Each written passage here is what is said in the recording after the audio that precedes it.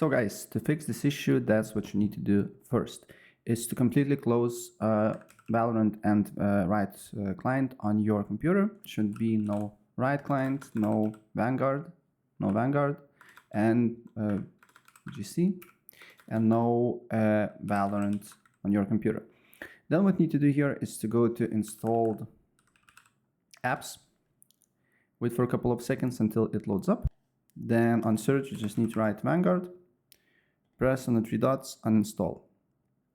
Press uninstall, and then press yes, and wait until uninstallation process is done.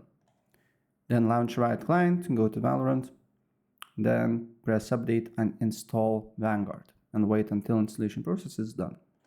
And after it's done, you should get this message here. So simply what you need to do here is to just restart your computer and launch the game.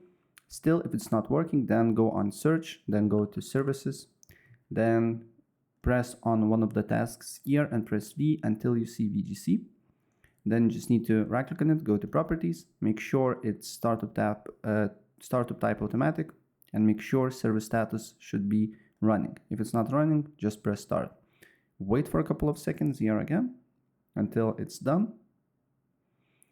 And then you just need to apply the settings. Apply OK, and that's it. So if I help you out, please press like button and subscribe for more.